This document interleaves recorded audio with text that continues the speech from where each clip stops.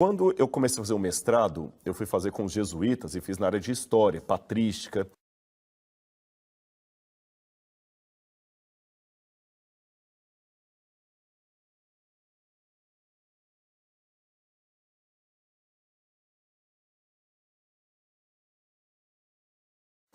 E já indo para o doutorado, a gente tinha que fazer uma classe de arqueologia, o minor e o major. O minor é quando você faz uma área menor que você contempla no seu doutorado, e o major é a sua concentração principal. A minha concentração principal ficou em grego, Novo Testamento, Evangelho de Lucas.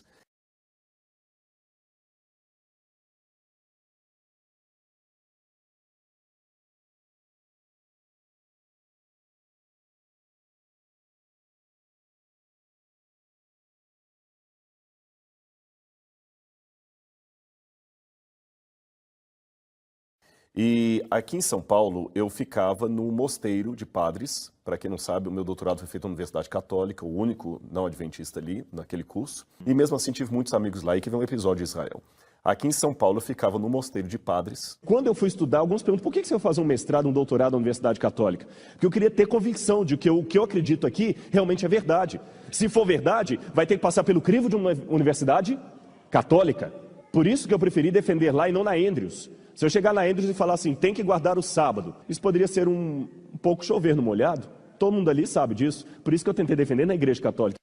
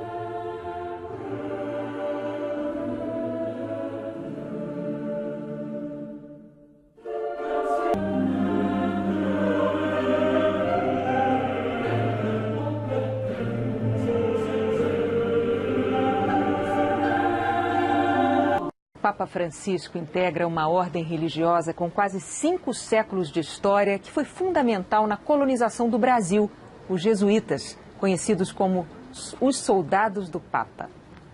Eles chegaram ao Brasil em 1549, em Salvador. Pouco depois, já estavam mais ao sul, em São Vicente. E entre tantas viagens, subiram a Serra do Mar em direção ao Planalto Paulista. Poderosa, a Companhia de Jesus despertou a ira de outras companhias e de reis no século XVIII. Por pressão deles, foi dissolvida. Quase desapareceu de novo, sob João Paulo II, preocupado com o envolvimento da ordem com a teologia da libertação.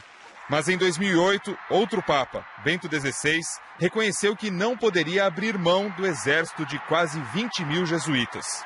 2 dias antes de deixar o cargo, nomeou o jesuíta e então cardeal Jorge Bergoglio para a cúpula da Conferência Episcopal Latino-Americana. E desde quarta-feira, são os soldados do Papa que estão no comando da Igreja.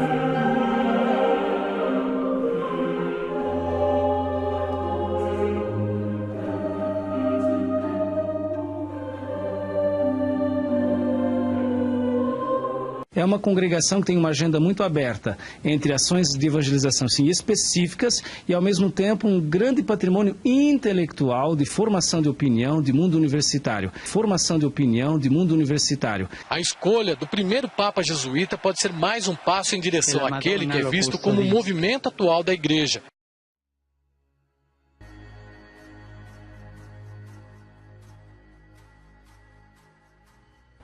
Mas o Vaticano também explicou que o Vaticano não convida os chefes de Estado, e sim são os chefes de Estado que manifestam a vontade de participar da cerimônia. 32 líderes religiosos e mais de 130 chefes de Estado participaram da missa inaugural do pontificado do Papa Francisco, entre eles a presidenta brasileira Dilma Rousseff. É a primeira vez que um chefe de Estado brasileiro participa de uma solenidade como esta, aqui no Vaticano. De acordo com o Itamaraty, a presença de Dilma aqui na Itália demonstra a satisfação do Brasil pela posse do primeiro latino-americano para liderar a Igreja Católica, que tem 1 bilhão e 200 milhões de seguidores. Deste total, 40% estão na América Latina.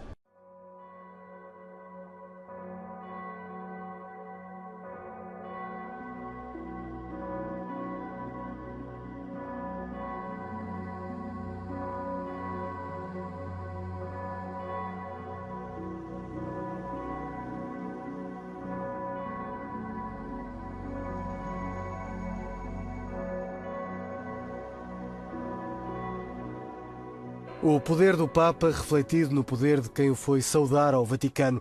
O arranque deste novo pontificado assumiu contornos históricos no diálogo ecuménico, através da presença do patriarca Bartolomeu de Constantinopla a liderar a representação da comunhão ortodoxa após quase 1000 anos de cisão entre igrejas. Bartolomeu foi conduzido ao altar durante a celebração religiosa para encontrar o bispo de Roma, como Francisco prefere ser apresentado, num gesto único em toda esta cerimónia. Quando eu comecei a fazer o mestrado, eu fui fazer com os jesuítas. Aqui em São Paulo eu ficava no mosteiro de Padres.